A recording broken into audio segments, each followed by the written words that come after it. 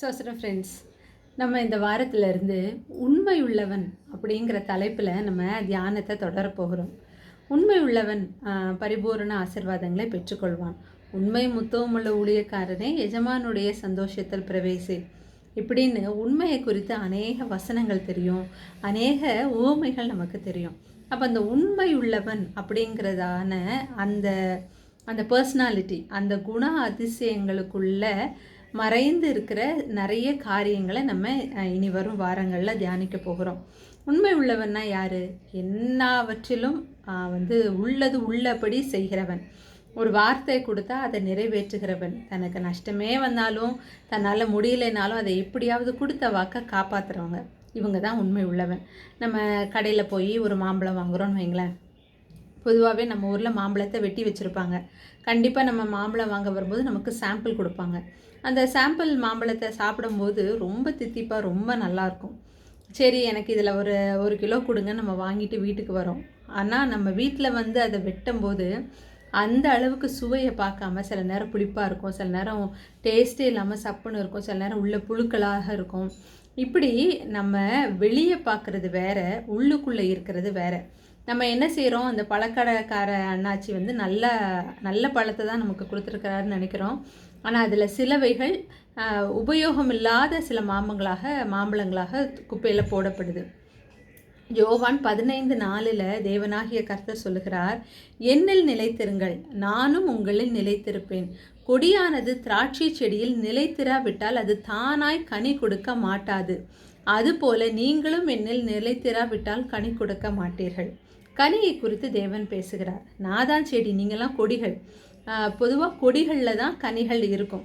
அப்போது நம்ம ஒரே மரத்தோடைய மாம்பழத்தை எடுத்தோம் அப்படின்னா ஒரே சுவை கொடுக்கும். இப்போ நம்ம வீட்டிலலாம் கொய்யா மரம் வச்சுருப்போம், வாழை மரம் வச்சுருப்போம், நிறைய மரங்கள் வைத்திருப்போம். இதில் கனி கொடுக்குற மரம் பார்த்திங்கன்னா ஓரளவுக்கு எல்லா கனிகளுமே சுவை மிகுந்ததாக இருக்கும். இந்த சில கொய்யாக்காலாம் சொல்லுவாங்க, இது காயாக இருக்கும் போது சாப்பிட நல்லாயிருக்கும், இது பழுத்தாதான் நல்லாயிருக்கும், இதை எடுத்து வைங்க 2 நாளில் பழுத்துருன்ட்டு அந்த மரத்தோடைய கனியை குறித்ததான குணாதிசயங்கள் அதை பராமரிக்கிறவருக்கு நல்லா தெரியும்.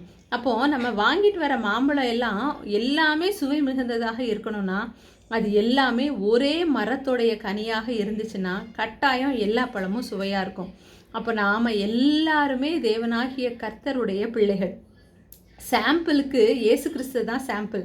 அவரை பார்த்துட்டு நம்மளை கிறிஸ்தவனாக பார்க்குறவங்க, இப்படிப்பட்டவங்களையா நான் கிறிஸ்தவங்கன்னு நினச்சேன்னு கசந்து போய் நம்மளை வெறுக்கிற நிறைய பேர் நம்மளை சுற்றி இருக்கிறாங்க. ஏன்னா நம்ம ஒரு மரத்து கனியாக இல்லாததுனால தான் நம்ம எல்லாருமே இயேசு கிறிஸ்துவை போல உண்மை உள்ளவர்களாக இல்லாமல் போனது தான் இந்த சுவையை தக்க வைத்து கொள்ள முடியாததற்கான மெயின் காரணம். அப்போது அந்த உண்மை உள்ளவன் அப்படிங்கிறதுக்கு ஒரே ஒரு எக்ஸாம்பிளை சொல்ல முடியும்னா இயேசு கிறிஸ்துவை மட்டும்தான் சொல்ல முடியும்.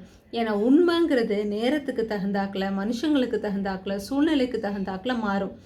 எனக்கு நான் ஒரு சில இதுதான் கரெக்டுன்னு நினச்சி நான் செய்வேன். ஆனால் உங்களுக்கு வேறு செட் ஆஃப் காரியங்கள் உண்மையாக படும். நம்ம 2 பேருக்கும் ஒரே காரியத்தில் ஒத்து வரும், இதான் கரெக்டுன்னு ஒரே காரியத்தில் 2 பேருக்கு ஒத்து வரும்னு சொல்ல முடியாது. சில காரியங்கள் வரும், சில காரியங்கள் வராது.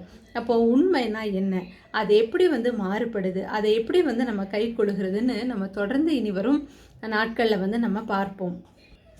பரிசுத்தமுள்ளவன் இன்னும் பரிசுத்தமாக கடவன். அப்போ அதே மாதிரி தான் உண்மை உள்ளவன் இன்னும் உண்மையாக கடவன்.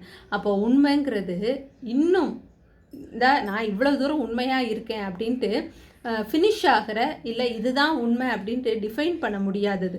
அது தொடர்ந்து பெருகிக்கொண்டே இருக்கணும், தொடர்ந்து முன்னேறி கொண்டே இருக்க வேண்டிய காரியம். நம்ம தானியேல பார்த்தோம் அப்படின்னா பத்திரத்திற்கு கையெழுத்து வைக்கப்பட்டதுன்னு தெரிஞ்சதுக்கு அப்புறமாக கூட அவர் 3 வேளையும் பலகணியை திறந்து வைத்து எருசலேமுக்கு நேராக ஜெபித்தார் அப்படின்னு பார்க்குறோம். அப்போது இவ்வளவு தூரம் உண்மையாக இருக்கிறதற்கு தானியேலுக்கு உதவுனது எதுனா அந்த தேவன் மேலே அவர் வைத்த அன்பு. என்னானாலும் பரவாயில்ல, இந்த ராஜாவை பற்றி நல்லா தெரியும், ஏன்னா ராஜாவுக்கு கீழே தானே வேலை செய்கிறாரு, என்னாலும் பரவாயில்ல, இந்த பத்திரத்துக்கு கையெழுத்து இடப்பட்டதுன்னு தெரிஞ்சதுக்கு அப்புறமாகவும் நான் என்னுடைய உண்மையில் உத்தமத்தில் நிலைத்து நிற்பேன்னு தானியேல் நின்னதுனால தான் இன்னைக்கு வரைக்கும் அவர் சாட்சியாக இருக்கிறார். அப்போது உண்மையுள்ள மனுஷனாக நம்ம வாழ்கிறது கஷ்டம். ஏன்னா அதற்காக நிறைய போராட்டங்கள் சந்திக்க வேண்டியது இருக்கும். ஆனால் அந்த உண்மையை நம்ம தக்க வைத்து கொள்ளும்போது, அந்த உண்மை உள்ள மனிதராக நம்ம நடந்து கொள்ளும்போது நம்மளையே கர்த்தர் சாட்சியாக பயன்படுத்துவார். தொடர்ந்து நம்ம உண்மை உள்ளவர்களை குறித்ததான நிறைய உவமைகள், நிறைய எக்ஸாம்பிள்ஸ்லாம் நம்ம பார்த்து இன்னும் கர்த்தருக்குள்ளே பலப்படுவோம். God bless you.